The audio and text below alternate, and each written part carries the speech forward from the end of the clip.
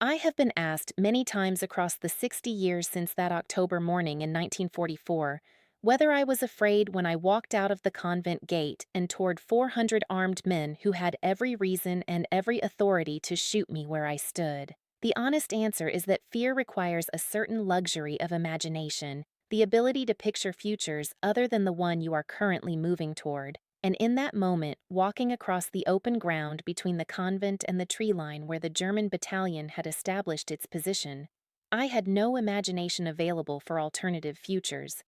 I had only the next step, and the step after that, and the words I had been composing in my mind for 3 days running, the specific sequence of sentences that I believed, without any certainty and with complete conviction, would accomplish something that 4 years of armed resistance in our region had not managed to accomplish.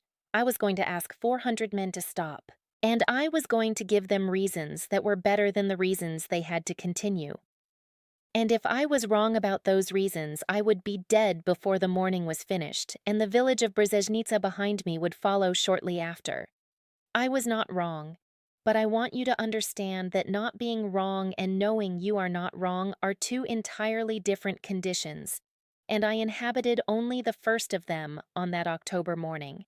My name is Sister Konstancja Wiśniewska, and I was 58 years old in the autumn of 1944, and this is the account of what I did and how I did it, and what it cost and what it was worth, told as accurately as 60 years of living with it has allowed me to tell it.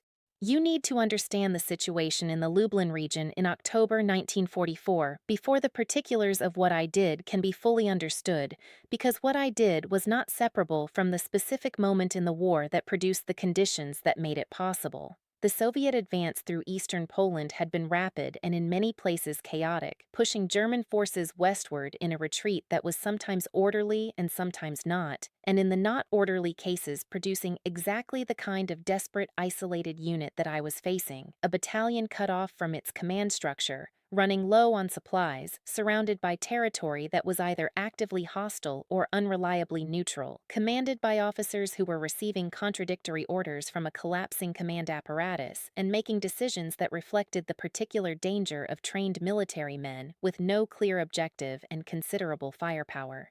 The battalion that arrived in the forest east of Brzeźnica on the 15th of October 1944 was that kind of unit, and the village of Brzeźnica, which had 480 civilian inhabitants and one convent and no military assets whatsoever, was directly in the path of whatever that unit decided to do next. I had been the Mother Superior of the Convent of the Sacred Rosary in Brzeźnica for 11 years by October 1944. I had not sought that position and had accepted it with the reluctance that I believe is the appropriate response to being given authority over other people's lives, because reluctance keeps you honest about the weight of the thing in a way that enthusiasm does not.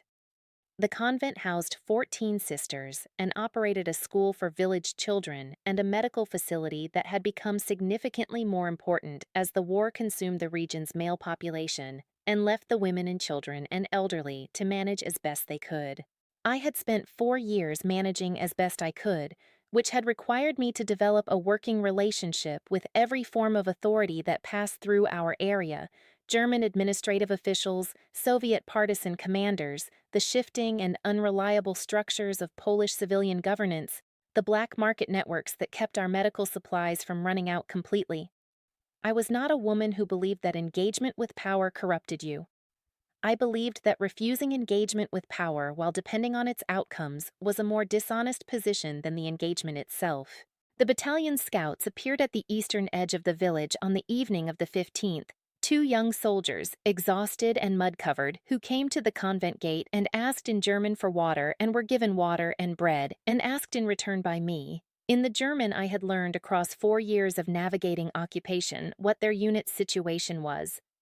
Soldiers in that condition, young men who have been moving through hostile territory for days without adequate sleep or food, talk to a woman in a religious habit who has just given them bread with a frankness they would not extend to anyone they perceived as a potential threat.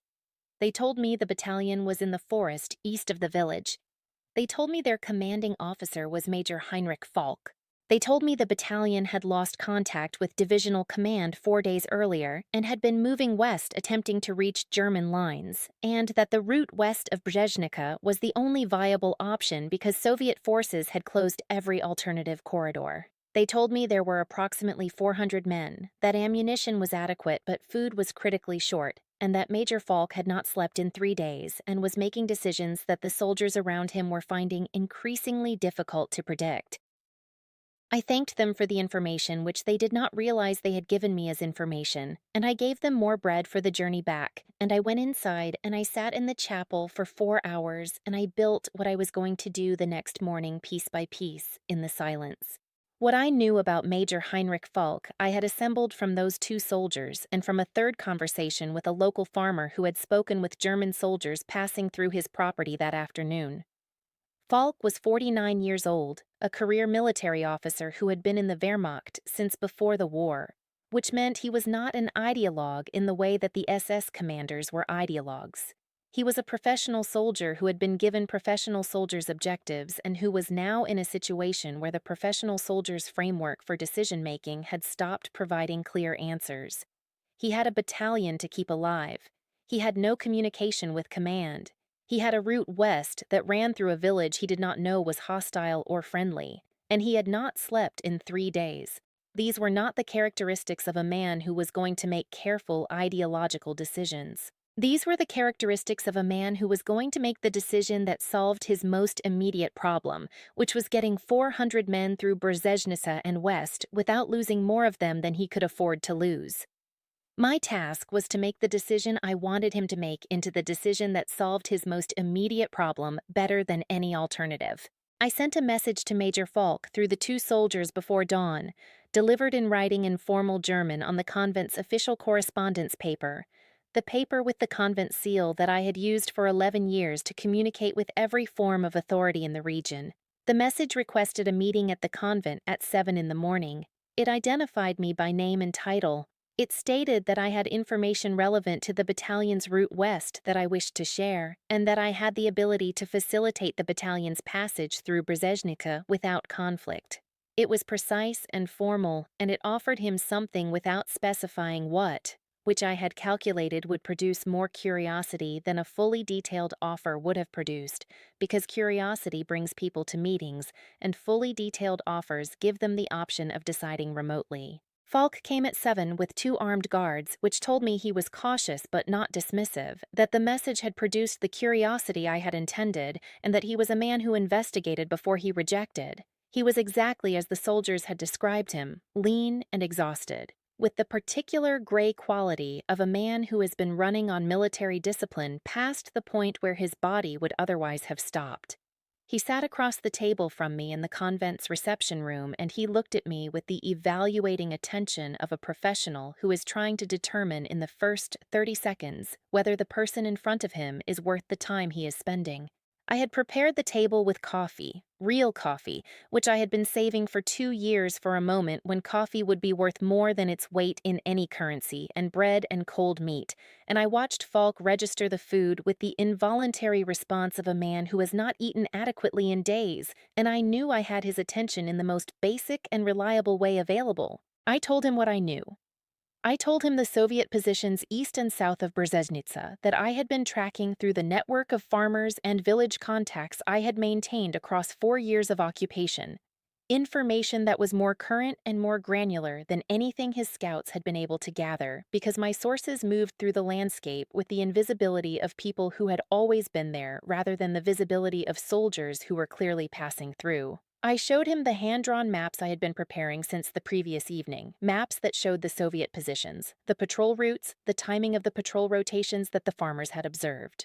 I showed him the western route out of Brzeźnica that avoided the 2 points where Soviet units were most concentrated, a route that ran through the forest north of the village rather than along the main road, a route that the farmers knew and that I could provide guides for, local men who had walked that forest their entire lives and who would guide the battalion through it in exchange for a guarantee I was about to request. I laid all of this on the table with the maps, and I let him look at it for a full 2 minutes without speaking, because 2 minutes of silence with useful information in front of you is more persuasive than 2 minutes of additional talking. Then I told him my terms. The battalion would pass through and around Brezhnica without entering the village proper. No requisitioning of food or supplies from village households. No reprisals against any civilian in the area. No damage to the convent or its facilities. In exchange, I would provide guides, current intelligence on Soviet positions, and the route that gave his battalion the best available chance of reaching German lines intact. I told him that the alternative, moving through Brzeźnica by force and along the main road, would bring them into contact with Soviet units within 4 hours based on current patrol positions, and that the outcome of that contact, given the battalion's supply situation and the Soviet force concentrations I had documented, was not survivable for most of the 400 men in his command. I said this without drama and without apology because drama would have made it an argument, and I did not want an argument. I wanted a calculation, and I had given him all the variables he needed to make it. Falk looked at the maps for a long time. He drank the coffee. He ate the bread and meat with the focused efficiency of a man refueling rather than eating. He asked me 3 questions about the Soviet patrol timing, and I answered all 3 with the specificity that only comes from reliable sources. And he registered that specificity the way a professional registers quality in something he understands. Then he asked me why I was helping him. It was the right question, and I had prepared for it because it was the question I would have asked in his position.